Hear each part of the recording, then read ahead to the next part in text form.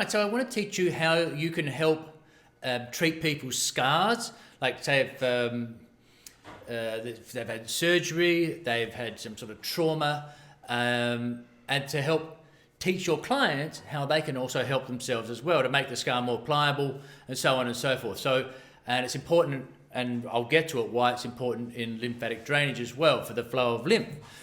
But first of all, for those of you who don't know, I'll just teach you sort of what a scar is. So, okay, so from, say, trauma or let's say surgery, you get an open cut, okay? So what happens is the body then calls on the fibroblasts. The fibroblasts are the guys that are going to heal that scar, and they want to get it done as quickly as possible, okay? So because they don't want infection and so on and so forth. So there's this nervous response, from the nervous system, gets a response, gets the men go, hey, fibroblasts, go and heal that scar. So they go to the scar area, or to the cut, for example, and they go, okay, let's dump down fibrous tissue called collagen. Now, you might be aware that if you remember your anatomy, that with the skin, it has, I think by memory, it was something like 70% elastin, and I think it's 30% collagen. Don't quote me, but I'm trying to remember back from 1992. So I can't remember much from 1992 anyway, much less anatomy from my anatomy class. But anyway, I digress. So this is collagen. So it's not elastin, skin, elastin and collagen, a lot more elastin, stretchy, elastic band, elastin. Okay, collagen, not so stretchy, fibrous, and that's what they lay down into that cut to make a scar, collagen fibers. So when the fibroblasts do their job nicely, well, the scar can be minimal and look nice and heals nicely. And it's actually stronger than it was before because it's like full-on collagen. Now, but there's a problem. Sometimes scars get pathological. You might have heard of keloid scarring or hypertrophic scarring. Now, this is what happens is, like normally the fibroblasts will do their job and they go, good job, boys, let's get out of here. However, when it gets pathological, and you might say this is red or it's more dense and that sort of thing, it's like the fibroblasts are gone a bit nutso. They've gone, no, we're not finished. Let's keep piling on some more collagen.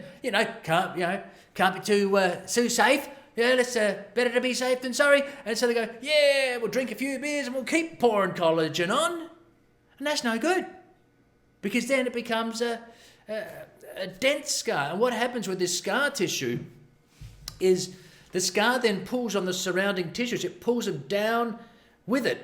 It's like some sort of like a lead weight in the ocean. It's like pulling the water down with it. Okay, and that's what happens. And then it dries out the tissues, and it can go to as deep as bone or deep connective tissue as it comes down. And of course, they're all just flattened, and it becomes very unhealthy. Okay, and that can then affect you in, because you can imagine it's all bound up, and so people can have problems with range of motion. The other thing is if it's all, like this, how those lymphatic vessels are going to get through that. It acts as a barrier. Okay, so our job is to make this scar more pliable. So after about 3 weeks of a scar healing, it gets through that acute phase and then goes through what's called a remodeling phase. Now this can last for months. So fly there, sorry about that. This can last for months and even years, and that's why this remodeling phase, we can still have an effect on making that scar more pliable and helping the tissues there, even years afterwards, okay? And you can teach your clients what to do. Okay, so you think, well, how are we going to break up scar tissue? How are we going to remodel this scar tissue? Well, we've got to get in there and get gung-ho, hey? Like the construction crew or demolition crew and really get it. No. Because what's going to happen if you go in hard on these scars, or you teach a person to go in hard, it's going to send in the fibroblasts again. And they're going to start coming in and lay down. They're going to go, what's going on? Oh, we're going to go back to that scar site. We better lay down more scar tissue. Get the collagen, boys. We're going over there. We don't want that. So what do? You do it completely the opposite. This is actually very much like lymphatic drainage. It's very nurturing. It's very gentle, okay? And so you just make sure when treating scars or teaching your client to treat their scars at home, you just want it to be after 3 weeks of when the initial scar was formed, with the initial injury, I beg your pardon, so when the scar was started. After 3 weeks, and make sure there's no redness, no signs of infection, no oozing, no pus, nothing like that, no open wounds, and so on and so forth. So you just want to make sure that it's just nicely healed up, no scabs, and that's it. I've got it in your description box of what to look out for. All right, so let me show you what we want to do. Okay, so as I don't have a scar, I've just put a Sharpie here, and that is going to be my scar. Now remember, you want to do it nice and gently. Now you're going to put a bit of oil on, not too much. You can use any sort of your sweet almond oil, whatever you use in the clinic, or your olive oil for the person at home. It doesn't really matter, but you don't want too much, just enough. So I'll put some organic olive oil on. So you don't want it too slippery, but you want it enough so it's not gripping. You don't want this deep at all, as I'll show you. And sorry, I probably just made a big clunk then from that. Okay, so this is our scar. Now, as you'll see, what I'm going to do, we're going to go along the scar, okay? So I'm going to put my finger here, and that, as I said, it is very gentle as we work along that scar like that. You don't want to see any redness, you never want to feel any pain, as we just work along like that. All right? So now if you're going along and you can feel some lumps and bumps or hardness, you can stop along there and just gently press into it. Again, this is not pressure point work. Absolutely not. It is just gentle. So just gently, you might even feel the tissue start to release, and you can just work along that. Maybe you feel it there, and just gentle. But that is the pressure. It is not this. Okay, we are not doing that like that. Okay, so that's your first move. Now the second one, we're going to just go gently across the scar. Okay, and you can even, so as you go, move up this finger. So we start here,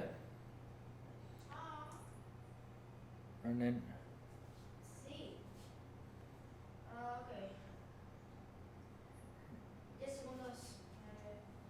okay, so it's very light. Again, you don't want to open up any new scars, so you definitely wouldn't want to go too hard like that. It's just really light as you work across it. All right, that's the second one. The third one, we're just going to gently lift it. Okay, so that is it. Just gently lifting. We don't want those fiberglass coming back, going, hey, what's going on here? So just gentle lifting. Again, this is wrong. If you're doing this, that is way too hard. It is just gentle lifting like that. Okay? And then finally, little circles. Just work little circles along here, along the scar. Do 2 fingers. All right, so you teach your clients how to do this, okay? So drop that there. So we're gently working along, stretching it ever so slightly. So we're stretching it, elongating it very, very gently. Okay. Make sure there's no redness, no pain. We don't want to traumatize the area. And then going across it gently, and you bring your finger up. And just so now, of course, we're getting this torsioning this way, and then we'll torsion it gently up this way. So we're lifting it gently, because we want to release those fibers in every direction, and then just little circles. You could also go the other way as well. Okay.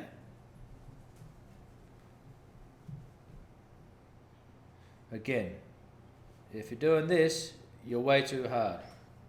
All right. Oh, my scar's disappearing as we speak. What a good job I'm doing. Okay, so that's how you do it for your scar technique. So you can do this on your clients, you can teach them how to do it at home, and again, tell them just to be very, very gentle, because of course, with scars, it can bring up traumas and things from what the scar was all about. Okay?